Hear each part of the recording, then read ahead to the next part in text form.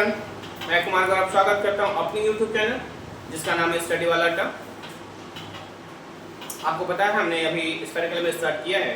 आज हम उसी के आगे रूल्स ऑफ इमेज फॉर्मेशन पढ़ेंगे। ठीक है, आइए rules of image formation. Image formation हमारे पास चाहे कॉनकेव हो चाहे कॉन्वेक्स हो, मेरे पास 4 ही रूल्स हैं। कितने रूल्स हो गए? 4 रूल्स हो गए। कितने रूल्स होंगे? 4 रूल्स होंगे। पहला, जब भी किसी लाइट रे को, अगर ये हमारा कौन सा मिरर है? Concave mirror. कौन सा मिरर है? Concave mirror. ये क्या हमारा? पोल। ये क्या होगा हमारा? Principal axis. ये क्या होगा हमारा? Centre of curvature. तो कहता है जब भी कोई लाइट रे प्रिंसिपल एक्सिस के पैरेलल जाएगी, टकराने के बाद वो हमेशा किससे पास करेगा?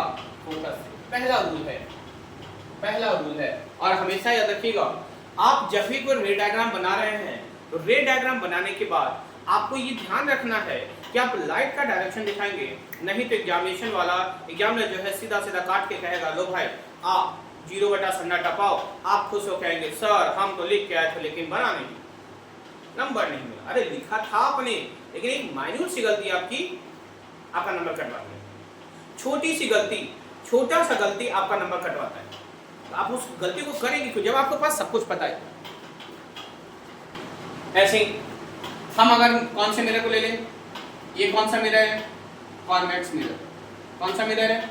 Convex mirror. आइए यहाँ पे भी ध्यान से देखिएगा, जब भी कोई लाइट रे प्रिंसिपल एक्सिस के पैरेलल जाएगी तो हमेशा ये रखिएगा कॉनकेव मिरर कन्वर्जिंग मिरर होता है। कॉनकेव मिरर कन्वर्जिंग होता है और वो लाइट रेज को कन्वर्ज करता है प्रिंसिपल एक्सिस की तरफ। देखिए भाई, ये कॉनकेव था, प्रिंसिपल एक्सिस के पैरेलल गई, टकरा के इधर की तरफ आए, प्रिंसिपल एक्सिस की तरफ आ रहा था।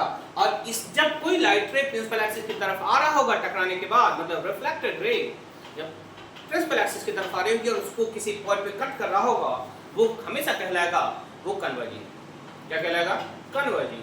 ठीक है, आइए यहाँ पे भी देखिए, आप जब कॉन्वेक्स मिरर की बात कर लेंगे तो कॉन्वेक्स मिरर को हम बोलते हैं डाइवर्जिंग मिरर।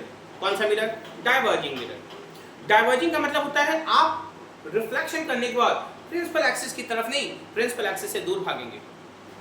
प्रिंसिपल एक्सिस से नजदीक नहीं, प्रिंसिपल एक्सिस से दूर भागेंगे। अच्छा, दूर भागेंगे तो भाई उसको हम क्या बोलेंगे? डाइवर्ज करेंगे।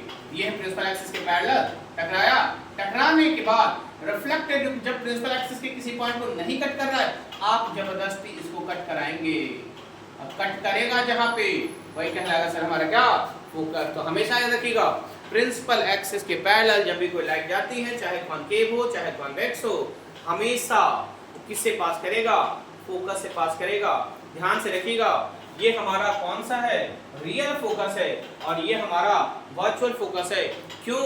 ये खुद से बन रहा है और इसको हम जबरदस्ती डॉटेड लाइन से मिलाने की कोशिश करके हम उसको बता रहे हैं कि नहीं भाई तुम्हारा फोकस वहीं है। ठीक है, आइए दूसरा रूल कहता है, जब भी कोई लाइट रे डायरेक्ट फोकस से पास करे, देख लेना भाई, ये हमारा पोल। जब भी कोई लाइट रे किसे पास कर जाए? फोकस से। किसे पास करे? फोकस से। किसे पास करे? फोकस से। जब फोकस से पास किया तो हमेशा प्रिंसिपल एक्सिस के पैरेलल हो जाएगा। किसके पैरेलल हो जाएंगे? प्रिंसिपल एक्सिस के पैरेलल हो जाएंगे। दूसरा रूल हो गया। फिर से बता दो, कॉनकेव मिरर हमेशा कौन सा फोकस बनाता है? बहुत रियल फोकस। ये हमारा क्या हो गया? ये हमारा कौन सा रे हो गया? ठीक, आइए ये क्या होगा? Principal axis. ये हमारा कोई फोकस था, याद होगा, इमेजिनरी फोकस। ठीक है, यहां से कोई लाइट आई, यहां से कोई लाइट टकराया, टकराया भाई फोकस से आ रहा है, फोकस से आ रहा है तो प्रिंसिपल एक्सिस के पैरेलल चला जाएगा। किसके पैरेलल जाएंगे? प्रिंसिपल एक्सिस के पैरेलल हो जाएंगे। तो कहता क्या है? जब भी कोई लाइट रे फोकस से पास करेगा तो रिफ्लेक्शन करने के बाद वो हमेशा किससे पास करेगा? फोकस। दूसरा क्या था? जब भी कोई लाइट रे फोकस से पास करेगा तो टकराने के बाद वो किससे होंगे, प्रिंसिपल एक्सिस के पैरेलल हो जाएंगे, चाहे वो कॉनकेव हो चाहे हमारा कॉन्वेक्स हो। ठीक है, थर्ड रूल कहता है, देखिएगा भाई, ये हमारा कौन सा मिरर,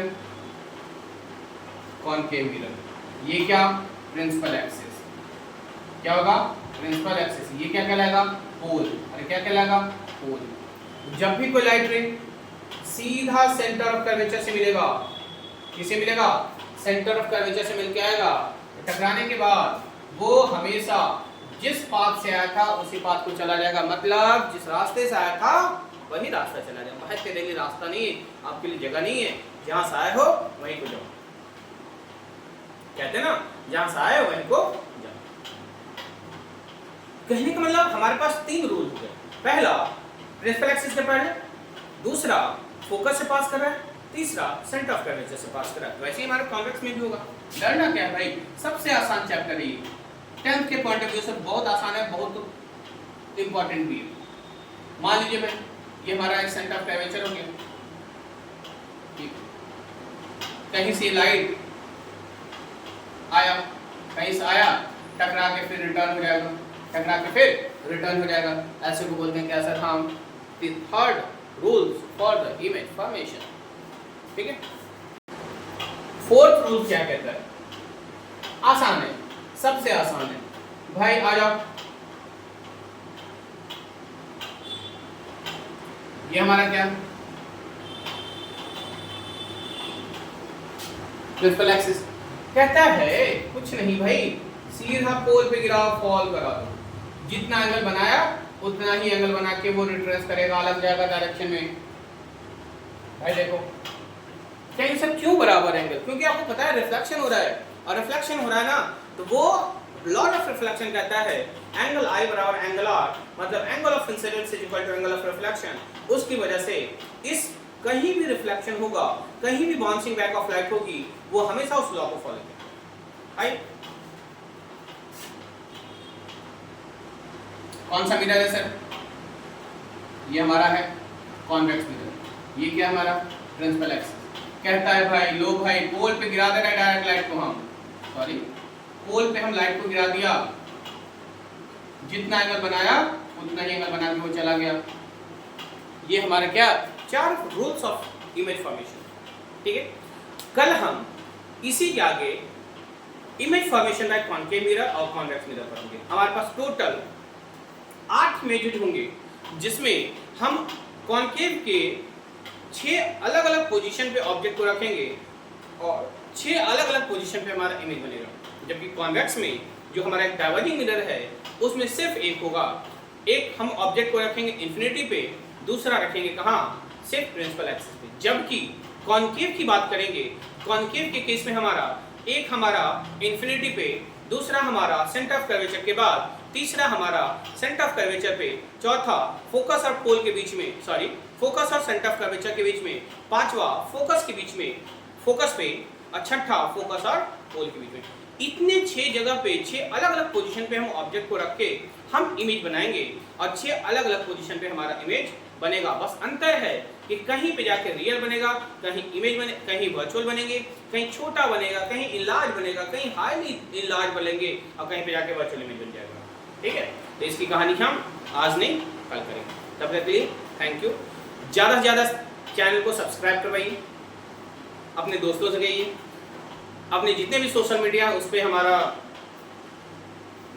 स्टेटस लगाइए, स्टोरी लगाइए, लेकिन शेयर करें ताकि उन ज़्यादा से ज़्यादा बच्चों के पास ये पहुंच सके। इससे आसान तरीका कुछ नहीं हो सकता। ठीक है, थैंक यू।